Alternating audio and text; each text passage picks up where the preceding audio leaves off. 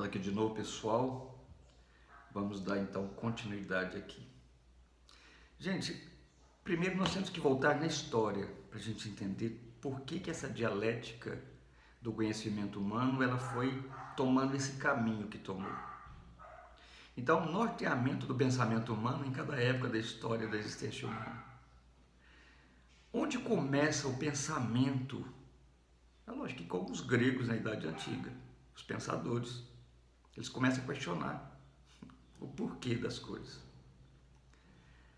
Então eu falo que devemos ponderar aqui sobre o centro do pensamento humano em cada época da história da humanidade. No mundo antigo, na Grécia Antiga, qual que era o centro do pensamento humano? Gente, presta atenção nisso. No mundo antigo, na Grécia Antiga, quando você pega todos os pensadores daquela época, o que eles pensavam? Qual que era o centro do pensamento humano? Quando eu fiz filosofia, eu escrevia essa palavra pensador de propósito. Era de forma errada, mas para mim aquilo significava muito. Eu escrevia pensa tracinho dor. Por que um pensador, né, pensa tracinho dor? Porque o pensador ele pensa aquilo que incomoda, os porquês. Aquilo que incomoda a própria existência. Muitos a dor da própria alma, né? A dor de pensar na finitude da alma, do mundo físico, né, dele próprio. Então eles começam a questionar tudo. Então o grande foco do pensamento humano no mundo antigo era o mundo físico, o ar, o fogo, a água, a terra. E também o mundo metafísico. Aristóteles falava que o mundo era um motor imóvel. O que existe além disso aqui? Tem um motor que a coisa funciona de forma perfeita, a engrenagem é perfeita, Aristóteles falava, né? E Platão chegava a falar do mundo ideal e do mundo real. O mundo ideal para Platão era o mundo dos deuses, lá era perfeito.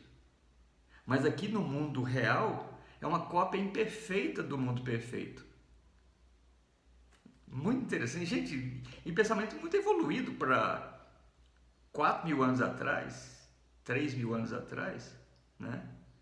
Então, o mundo antigo preocupava muito com o mundo físico e o mundo metafísico.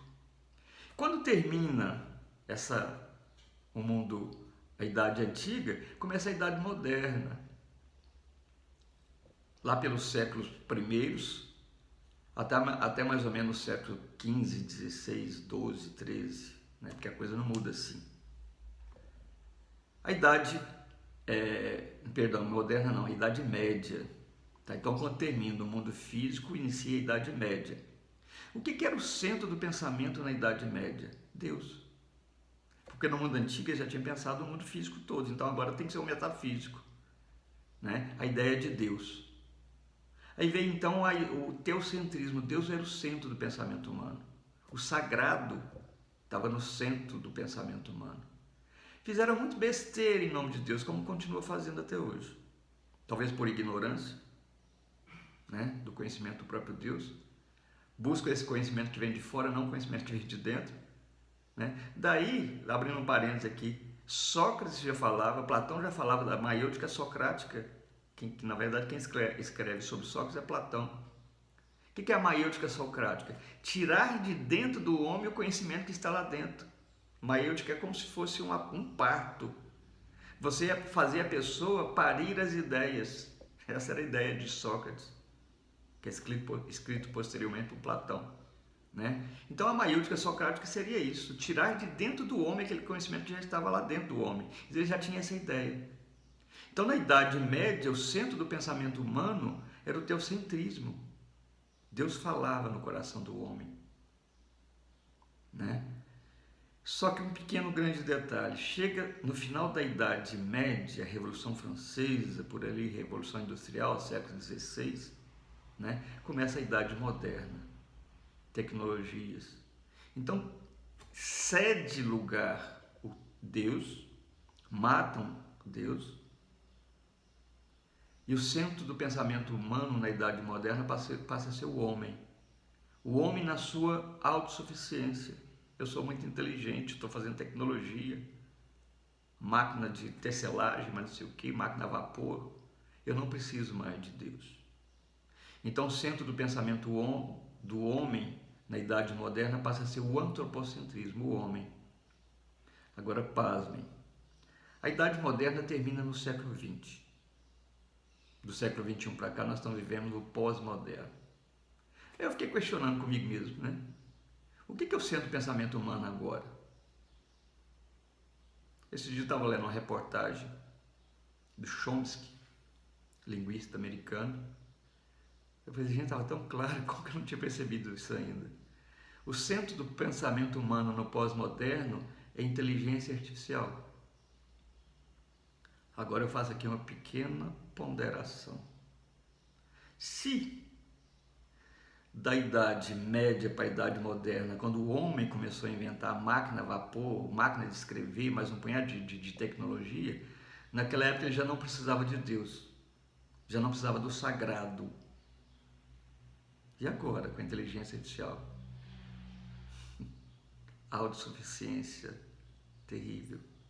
O ser humano se sentiu seduzido pela tecnologia. Gente, você vai num restaurante, você vê uma mesa com 5, 6 pessoas, não se interagem mais, cada um com o celular na mão. Estão contaminados pela tecnologia. O ser humano está perdendo agora, olha que coisa mais estranha e perigosa.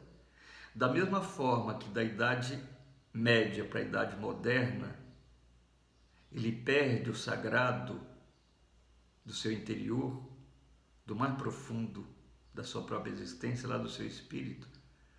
Agora, do pós-moderno para o moderno, o homem está perdendo a humanidade. Chega a ponto, e tem um escritor chamado Bauman, que ele fala sobre a modernidade líquida, o ser humano não tem necessidade de relações sólidas, só relações líquidas. Ninguém tem responsabilidade com ninguém. Não querem mais constituir uma família. Você fica na sua casa, eu fico na minha, a gente namora até virtual, né? Hoje existe aí até a possibilidade daquele capacete lá de 3D, sexo de forma virtual, cheio de OnlyFans nas internet da vida, né? Então, exatamente isso, o homem está perdendo a sua humanidade no pós-moderno, porque o centro do pensamento humano hoje é a inteligência artificial. Professor, você é contra a inteligência artificial? Não. Eu só falo que a gente tem que tomar cuidado, porque senão o homem vai se tornar escravo da máquina, né? Eu coloquei até uma observação aqui, ó, dialeticamente falando, o homem, o que é dialética? Dialética hegeliana, é tese, antitese, síntese, é cíclico.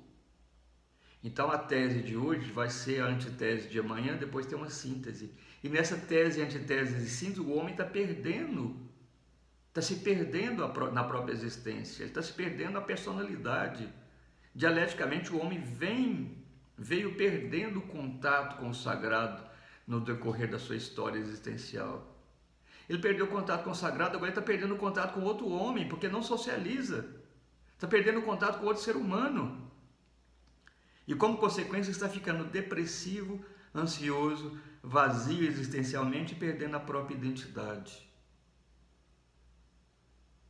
Aí eu falo o seguinte, a nossa identidade está ficando deformada. Por quê? Nós nascemos a cara do Pai.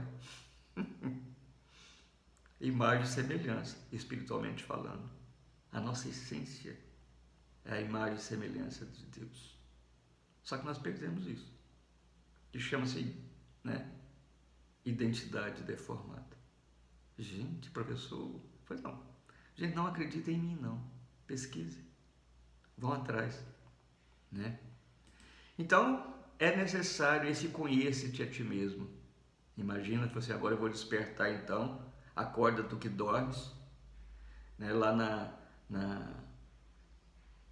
na mitologia antiga, né? O próprio deus Morfeu, que era o deus do sonho, dos sonhos, no filme Matrix, ele te dá 2 pílulas, uma vermelha e uma azul. Se você quiser continuar na mesmice, você toma uma pílula azul. Mas se você quiser acordar do sono, acorda tu que dormes, toma a pílula vermelha. Tá? e vai buscar o porquê das coisas. Por que esse sentimento meu está assim? Por que a minha família está perdida? Né? Tem um filósofo que ele viveu também no início da Idade Moderna, quando Deus estava morto. Não precisa de Deus mais. Nietzsche. Eu gosto de ler Nietzsche. Por quê? Eu queria saber o que ele passava na cabeça deles. É interessante, gente. Ele fala que ele cria um personagem chamado Zaratustra, que é para anunciar um mundo novo, novas ideias. Ele fez igual eu estou fazendo aqui. Só que não, no meu livro tem um personagem assim, tem o velho sábio. O velho sábio e o viajante. O velho sábio, na verdade, é o homem espiritual, o homem iluminado, o homem que tem a iluminação na alma. E o viajante sou eu, a pessoa perdida, caminhando em ciclos, procurando de onde veio para onde que vai. Mas ainda bem que eu encontrei com o velho sábio. Né? E Nietzsche criou o Zaratustra, o anunciador. Era o profeta de Nietzsche. E ele fala que o homem é um ser que precisa de superação. Zaratustra chegou numa cidade e viu um espetáculo circense, um circo. E lá ele percebe que tinha um palhaço fazendo malabarismo em cima de uma corda bamba. Aí ele fala, Zaratustra, o homem é um ser de superação. O que deve ser superado? Ele fala que o homem é uma corda estendida entre o animal e o super-homem. O homem é uma corda estendida entre o animal e o super-homem, estendida sobre o abismo. Que é difícil travessia, perigoso parar, perigoso cair. Nietzsche, provavelmente cheio de problemas existenciais, porque ele vive nesse momento em que refuta-se o sagrado. Filho de pais evangélicos, provavelmente não aguentava mais falar sobre a Bíblia na cabeça dele. E ele falava que os cristãos eram hipócritas. Igual Gandhi, né? Eu gosto de Cristo, mas odeio os cristãos, detesto os cristãos. O cristão fala de amor, mas faz guerra o tempo todo. E Nietzsche vai falar isso, o povo hipócrita tem que desmanchar toda essa cultura. Ele fala que é a filosofia do martelo, tem que martelar, quebrar tudo e começar de novo. Por isso que ele cria esse Zaratustra. Né? Então ele vive ali no início da Idade Moderna, onde tinha se refutado a ideia de Deus. E essa travessia entre o animal e o super-homem, uma corda estendida sobre o abismo, o palhaço ali fazendo malabarismo, o animal é o ser que não tem inteligência, não raciocina. É o homem somente emocional, eu estou preso nas minhas emoções.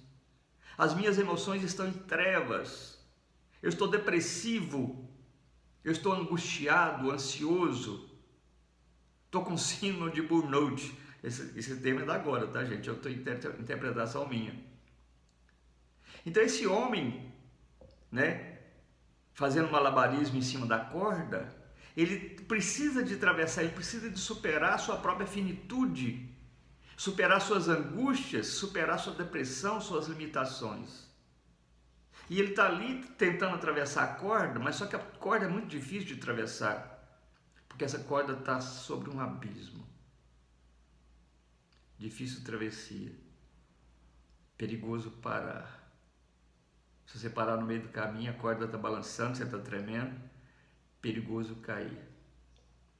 Então, o que ele queria dizer? É muito difícil você se superar. Principalmente na época, eu acredito que Nietzsche caiu da corda. Porque ele queria superar apenas com a razão humana. Ele queria sair dessa emocional doentio, depressivo, apenas com a razão humana. E se chegou lá no meio, se ele não tivesse fé, ele caía da corda. Eu falo isso porque quando eu li Nietzsche, eu falei, nossa, esse cara escreveu sobre a minha existência. Só que eu percebi o seguinte, está faltando alguma coisa. Deus estava morto para ele. Eu falei, opa. E eu não dou conta de fazer essa travessia sozinho, não. Eu preciso de mais. Gente, e um detalhe. Há momentos na sua vida, momentos de deserto, que você tem que lembrar lá daquela professora primária sua. Vira para frente, para de olhar para os lados, que a prova é individual. A prova é individual. Nessa travessia dos seus próprios desertos, é somente você. Eu acrescento, não faça como Nietzsche, que tentou atravessar sozinho a corda, somente com a razão humana. Não consegue. Não consegue. Se você não tiver fé, se você não se deixar iluminar, se renovar pela transformação espiritual da inteligência, você pira. Quem nunca teve depressão não sabe o que é. Depressão é a morte da alma. Que a alma é a parte mais superficial do espírito. Ou seja, para mergulhar em águas mais profundas, nós estamos saindo aqui do mundo físico, né, de ser sarado, bombado de academia e na própria existência. Nós temos que mergulhar na nossa alma, mas o conhecimento vem lá do espírito. Então eu vou falar para você, repetindo aqui, a fala de Nietzsche, do Zaratustra, né, que era o profeta dele. Gente, ele ficou indignado. Tem vários livros de Nietzsche que ele é indignado com o ser humano. Porque ele viu que, na verdade, sem essa luz interior, que ele nem sabia que existia isso, porque Deus estava morto. O homem precisava de superar pela razão, e pela razão não consegue. O homem é uma corda estendida entre o animal e o super-homem. Difícil travessia, perigoso parar, perigoso cair. Gente, quem está com morte da alma, é muito difícil essa superação. É preciso realmente caminhar, procurar descobrir o porquê dessa morte de alma. E a partir do momento, às vezes mesmo que você não descubra o porquê a princípio, mas que você deixe essa luz que está apagada reacender em você. Eu costumo, no meu primeiro volume do livro, eu costumo invocar o Veni Creator. Veni Creator é o hino ao Espírito Santo que fala: vem Espírito Criador e renove o coração daqueles que para tu criastes. Existe uma oração católica que eu acho linda e perfeita. Eu faço ela o dia todo. Vem Espírito Santo, ilumine o coração dos vossos fiéis. Acenda a luz no coração dos vossos fiéis.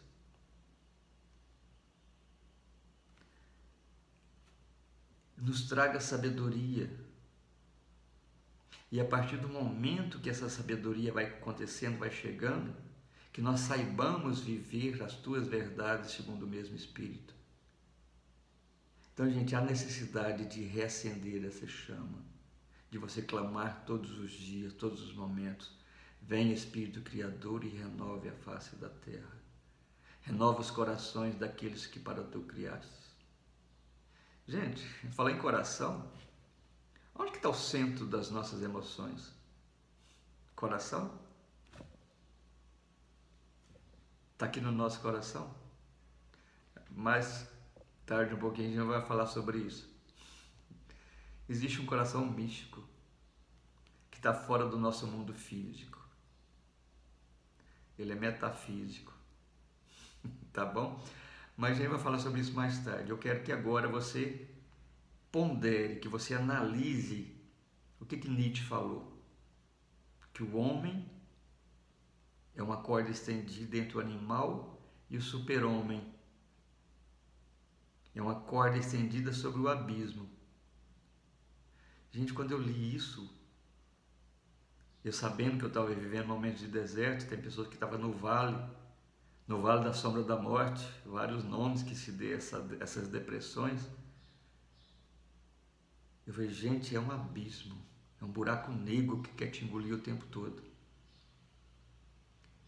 E eu pensava comigo, ele descreveu, a gente está lá no capítulo 3 da introdução do livro Assim Falou Zaratustra. Essa, tem várias outras comentários, mas essa aqui que eu acho que mais me marcou. Que o homem é uma corda estendida entre o animal e o super-homem. Quem que é o super-homem? É aquele que conseguiu superar. Conseguiu a superação. Superação de quê? Das suas angústias, das suas limitações. É aquele que consegue transcender a sua finitude rumo ao pleno. Será que ele conseguiu? Fica aí, gente, a dica, fica aí momentos para meditação. Eu vou deixar você agora com as suas ideias, para você meditar um pouquinho sobre isso. Você conseguiria fazer sozinho essa travessia? Lembrando que o animal é o ser que não pensa, é o irracional. Nós somos razão e emoção. E quando nós estamos depressivos, ansiosos, nós estamos travados, fechados nas nossas emoções. E a emoção cega a razão. Então é muito difícil você sair dessa cegueira só por você mesmo. Mas fica aí a dica. Eu vou deixar agora você meditar sobre isso. Não passe para frente antes de você meditar um pouquinho sobre essa ideia de sair das suas noites escuras da alma, fazer essa travessia, conseguir a superação só por você mesmo. Professor, mas e os médicos e remédios? Gente, eu não sou contra não, tá?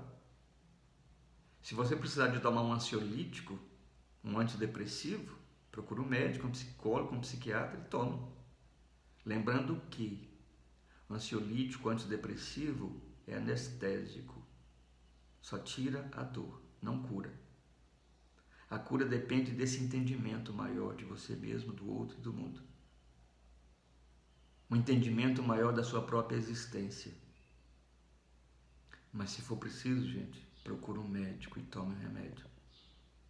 Há momentos que a dor é tão insuportável que você cai da corda. Eu não tomei na época, porque eu queria entender a dor. Eu estava lendo alguns místicos da igreja, João da Cruz, que falava muito sobre noites escuras da alma, lendo sobre Teresa de Ávila, um livro dela chama Castelos Interiores ou Moradas. Ela fala que a nossa alma é um castelo de cristal, e lá no centro da alma mora um rei. O que eu estou falando? Esse rei é a própria luz divina, a luz maior, o próprio Cristo. Só que para você chegar no aposento do rei, no seu espírito, você precisa de vencer muitas batalhas na alma. Tá bom? Fica aí a dica, gente. Pare agora. Medite um pouco. Sai da ansiedade, sai do mundo futuro e vem para cá, agora. Tem até um livro que depois eu vou deixar aqui para vocês na bibliografia. Chama O Poder do Agora. Eu não estou lembrado do autor, mas é perfeito também. Então sai dessa ansiedade, desse excesso de futuro e volte para o mundo agora, aqui e agora. Pare um pouco. Medite um pouco. Na verdade é um treinamento que nós estamos propondo para você. Tá? Beijo no seu coração. Fiquem com Deus.